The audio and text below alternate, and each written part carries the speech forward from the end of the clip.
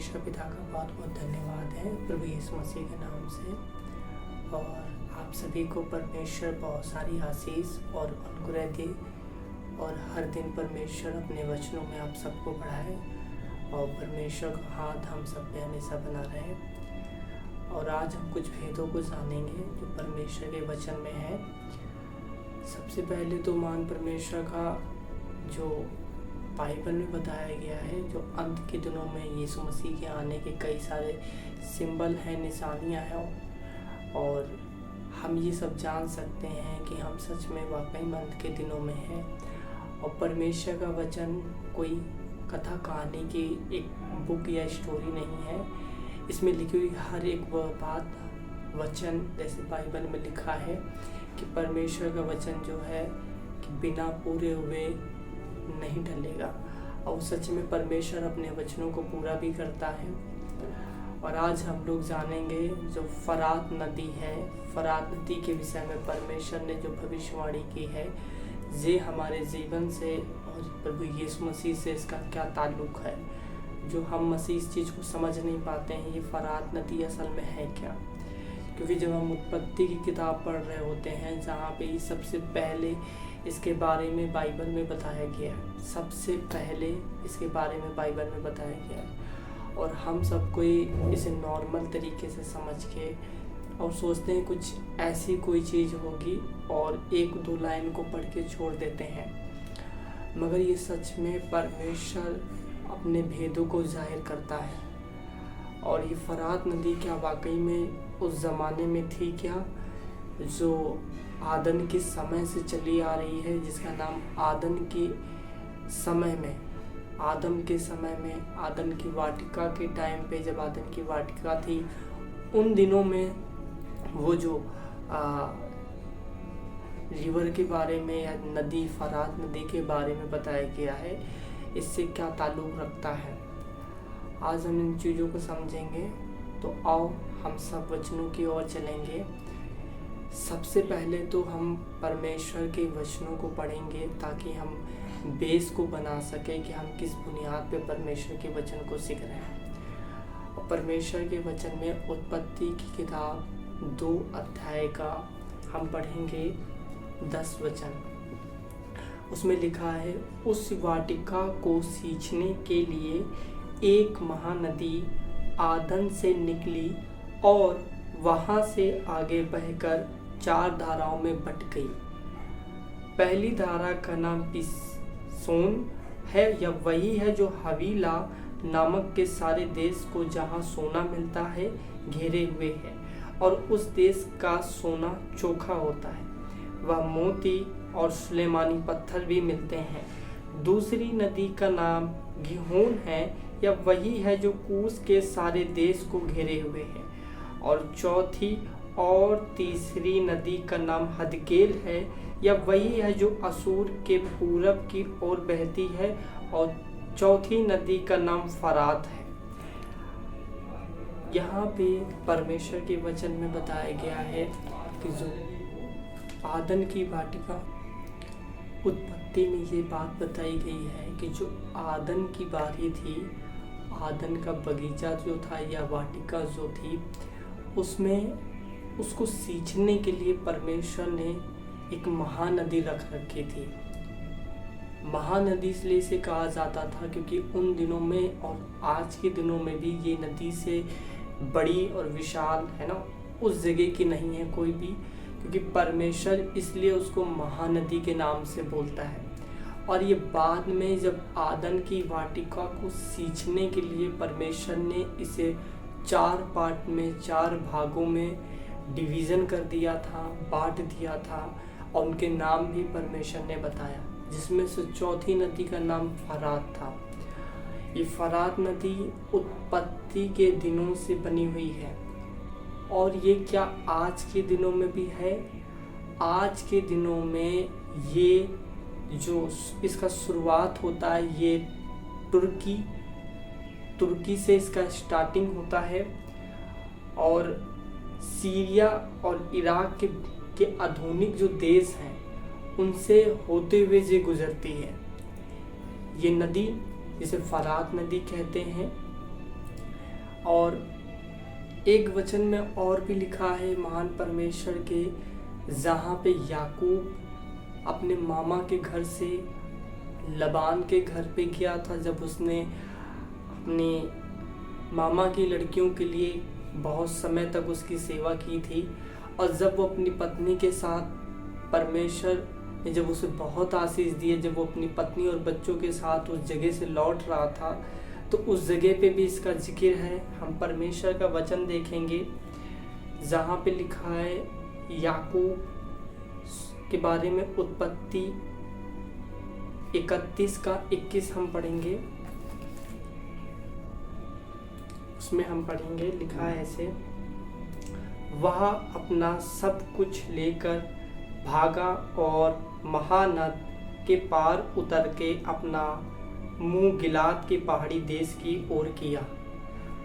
महानद इस जगह पे लिखा है, मगर हिंदी की बाइबल में जहाँ पे एक स्टार बना होता है उसके आप नीचे पढ़ोगे तो उस जगह पे फरात नदी लिखा हुआ है। जो महानद बाइबल में जिस जगह इस्तेमाल होता है वो असल में फरात नदी के लिए इस्तेमाल किया जाता है।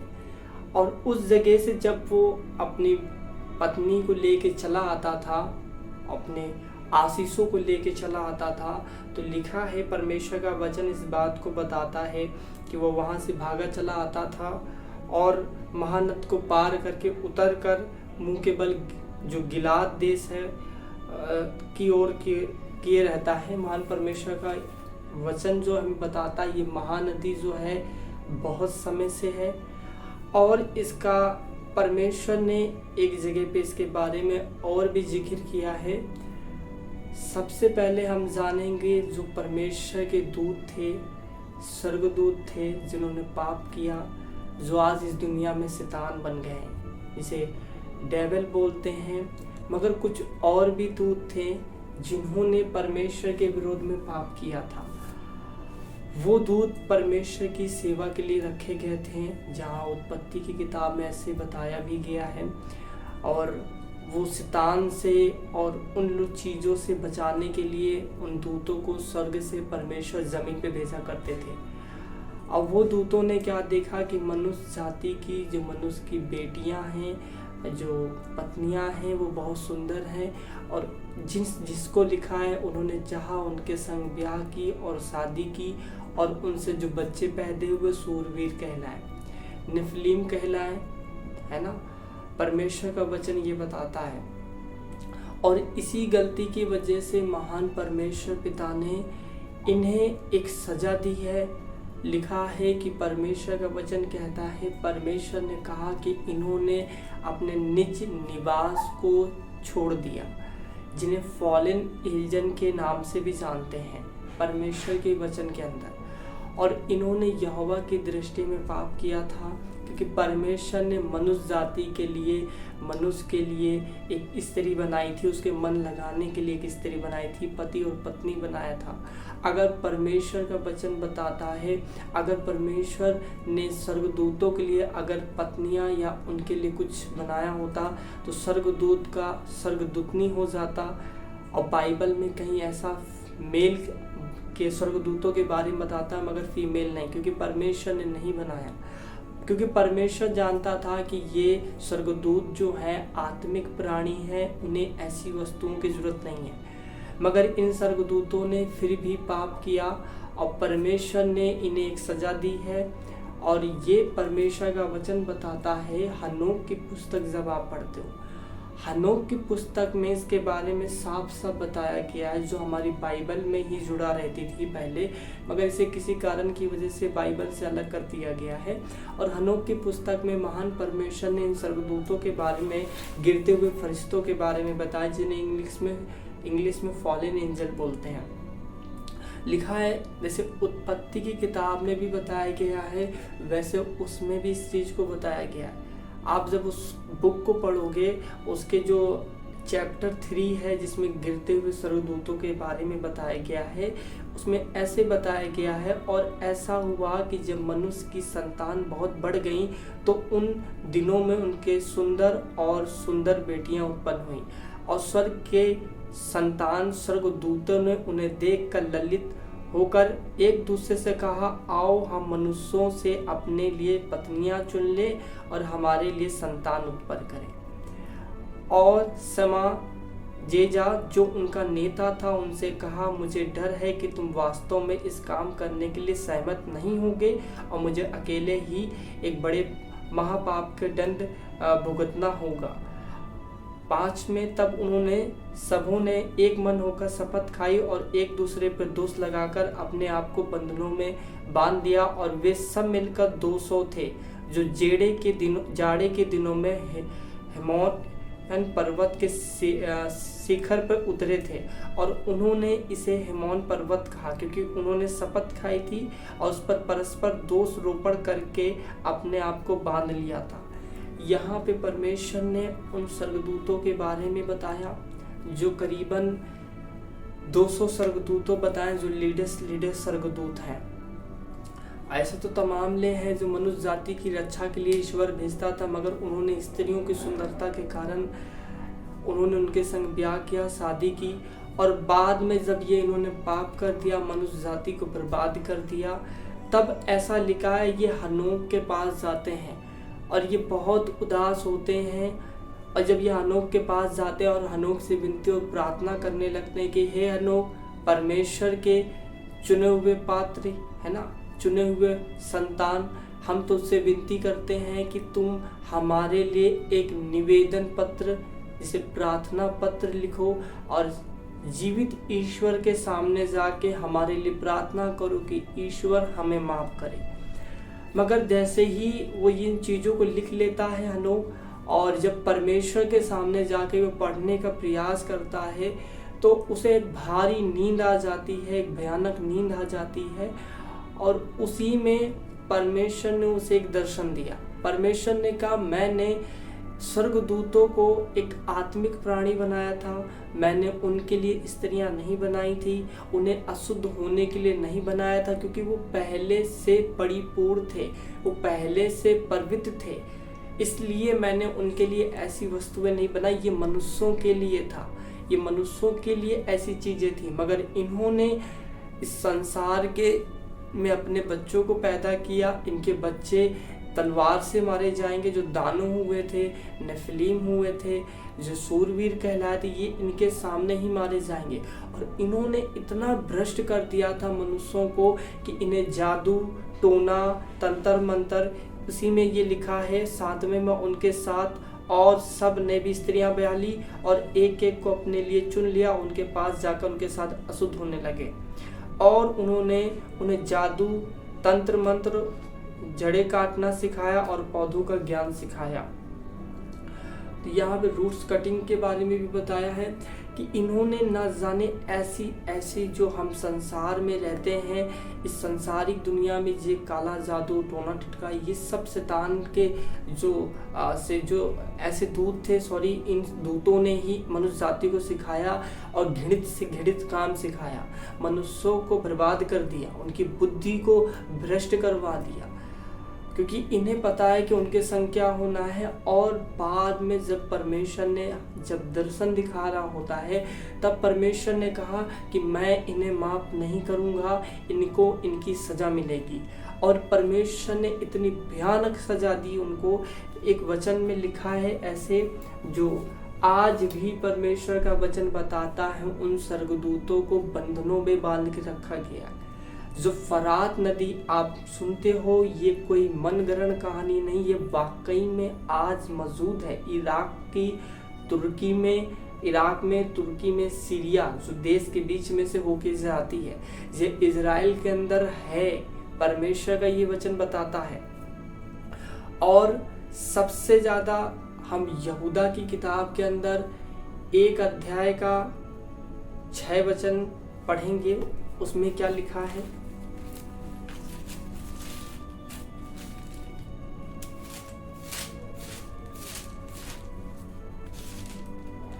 उसमें ऐसे लिखा है, और फिर जिन स्वर्गदूतों ने अपने पद को स्थिर न रखा वरन अपने निज निवास को छोड़ दिया, उसने उनको भी उस भीषण दिन के न्याय के लिए अंधकार में जो सदा काल के लिए है बंधनों में रखा है। परमेश्वर ने इन टाइप के स्वर्गदूतों को आज फरात नदी पे बांध रखा है कि न्याय का जब दिन आएगा, परमेश्वर का लिखा है जब न्याय का दिन आएगा, जो अंधकार में पड़े हुए हैं उन्हें कब्जे में किया गया, ईश्वर ने उन्हें वहां पे बांध दिया है फरात नदी में। फरात नदी के अंदर ये बाइबल नहीं बताती, मगर हाँ फरात नदी के पास बांध दिया गया है। वो उन दिनों के लिए बांध दिया गया है जब तक कि यीशु नहीं आएगा और उन बातों को प्रकट नहीं किया जाएगा। जहाँ प्रकाशित वाक्य के अंदर ये बताया गया है, प्रकाशित वाक्य का एक वचन हम पढ़ेंगे। प्रकाशित वाक्य के अंदर जो एक भविष्यवाणी के रूप में बताया जाता है, हम उसको भी पढ़ेंगे। प्रकाशित वाक्य 9:14 में ऐसे लिखा है, मानो कोई छठवें स्वर्गदूत से जिसके पास तुरई थी और कह रहा है उन 4 स्वर्गदूतों को जो बड़ी नदी फरात के पास बंधे हुए हैं खोल दे। वो चारों दूत खोल दिए गए जो उस घड़ी और दिन और महीने और वर्ष के लिए मनुष्यों की 1/3 को मार डालने के लिए तैयार किए गए थे। यहाँ पे परमेश्वर ने ये वचन और 16 में लिखा, उनकी फौज के सवारों की गिनती 20 करोड़ की थी। मैंने उनकी गिनती सुनी। अब मुझे इस दर्शन में घोड़े और उनके सवार दिखाई दिए। यहाँ पे परमेश्वर ने उन स्वर्गदूतों को जिन्हें बंधनों में बांध रखा है, जब वो समय आएगा जब 7वीं जो तुरही के बारे में जो 6वीं तुरही जो है जब वो फूंकी जाएगी, तो ये कटोरा जो है और जब उड़ेला जाएगा ना, ये भयानक दिन होगा, ये महा विपत्तियों का दिन होगा, मरियों का दिन होगा, न जाने वो कैसे कैसे दिन होंगे। और उन दिनों में इन्हें खोल दिया जाएगा और यही स्वर्गदूत जिन्होंने मनुष्य जाति के संग पाप किया था, जिन्हें आज बंधनों में बांध के रखा गया है, ये आज़ाद हो जाएंगे और इस दुनिया में तबाही मचा देंगे। मनुष्यों की 1/3 को ही नाश कर देंगे, ये बर्बाद कर देंगे। ये परमेश्वर का वचन बताता है। और आज भी जब महानदी जिसका नाम फरात है, उस जगह पे रिसर्च की गई है, तो वहाँ पे अब जिस जगहों पे स्वर्गदूतों को बांधा गया है, उन जगहों से, उस जमीन के अंदर से वो भयानक डरावनी आवाज़ें आती हैं जो भूत और प्रेतों के जैसे लगती हैं। मगर परमेश्वर का वचन जो बताता है कि परमेश्वर ने उन्हें बंधनों में बांध रखा है, वो बड़े कष्ट में है। जैसे जो नरक कुंड की आग होती है जिसमें बहुत सारी पीड़ा होती है, जो अनंत अग्नि है जिससे प्राण निकलता जाता है, बहुत दर्द होता है, असहनीय दर्द, वैसी इन स्थितियों में इन्हें रखा गया है।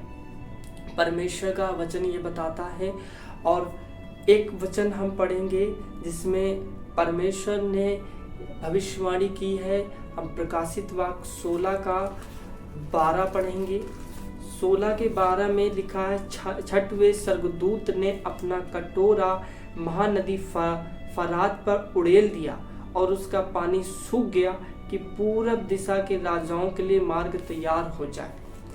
अभी वो दूतों को खोला नहीं गया है, मगर सिंबल के रूप में, एक सिंबॉलिक रूप में, एक चिन्ह के रूप में कि यीशु प्रभु का आगमन बहुत निकट है। इसीलिए बाइबल में बताया गया है उन कुंवारी स्त्रियों के बारे में कि उन्हें अपनी अपनी मसालों को जला के रखना है, तैयारी में रहना है, ताकि जब दूल्हा आए, शोर मचे, तो वो तैयार रहे और अपने दूल्हे के साथ जाए। मतलब कहने का, हम मसीह लोग अपने गुरु यीशु के साथ पाक पवित्र होके यीशु के संग स्वर्ग जा सकें। इसलिए यहाँ पे ये भी बताया गया कि 6वें स्वर्गदूत ने, मैंने वहाँ पढ़ा है ना कि जब वो 6वां तुरई फूकी जाएगी तो वहाँ पे उन स्वर्गदूतों को खोल दिया जाएगा। और यहाँ पे लिखा है कि जब 6वां स्वर्गदूत ने कटोरा उड़ेल दिया, भयानक कटोरा उड़ेल दिया, जो विपत्तियों का कटोरा था, जैसे ही वो उड़ेला जाएगा तो लिखा फरात नदी सूखने लगेगी और ऐसी हो जाएगी कि उसका पानी भी पीने को नहीं मिलेगा। वो भयानक दिन होंगे।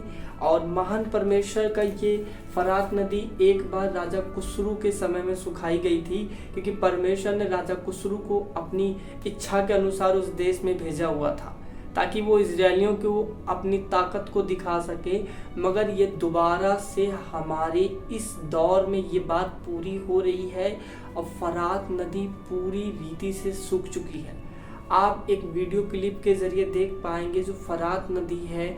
फरात नदी बहुत भयानक रीति से, जिसका पानी की लेवल बहुत ज़्यादा था, जो क्या नाम है, जो सैटेलाइट है उससे भी फ़ोटो खींची गई। तो फरात नदी जो पहले लंबी और चौड़ी बहुत ज़्यादा हुआ करती थी, वो धीमे धीमे सुकड़ रही है, उसका पानी ख़त्म हो रहा है, वो सूखते ही जा रहा है। जिसका लेवल एक जिसको नापने वाला जो एक वहाँ पे लगा हुआ, उसका जो उससे नापा जाए, देखा जाए, तो पानी का लेवल घटते ही जा रहा है, घटते ही जा रहा है। परमेश्वर का वचन ये बताता है। और इस समय फरात नदी पूरी रीति से सूख चुकी है।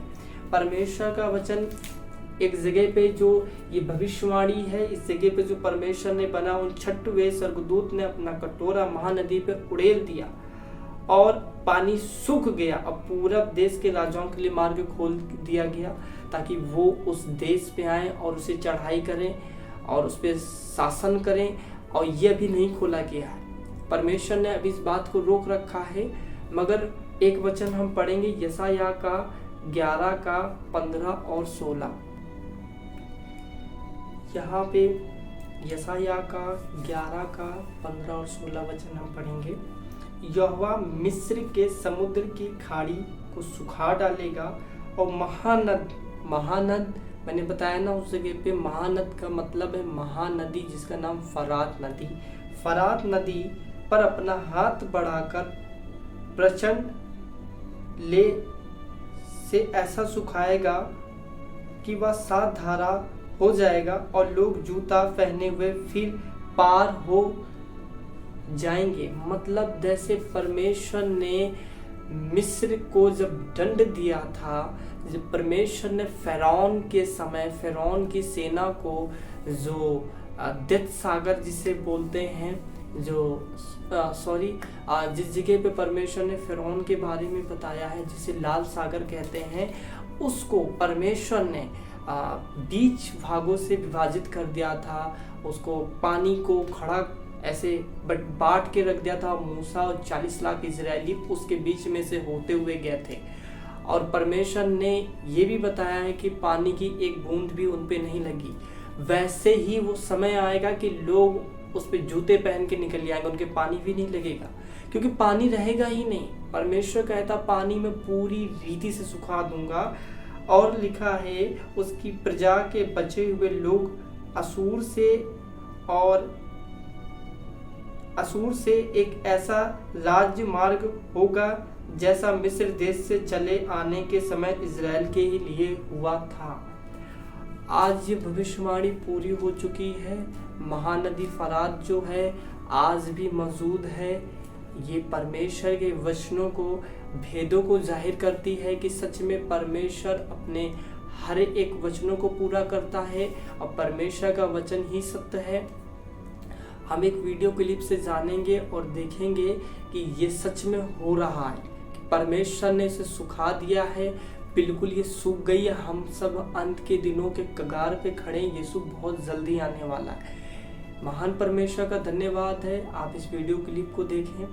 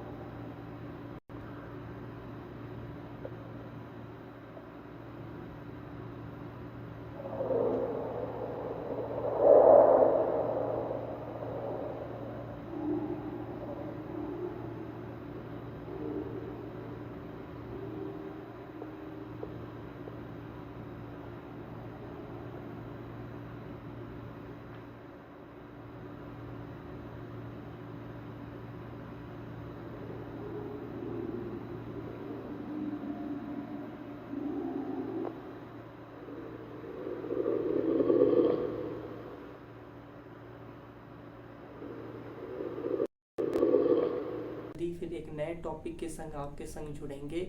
परमेश्वर आशीष दे।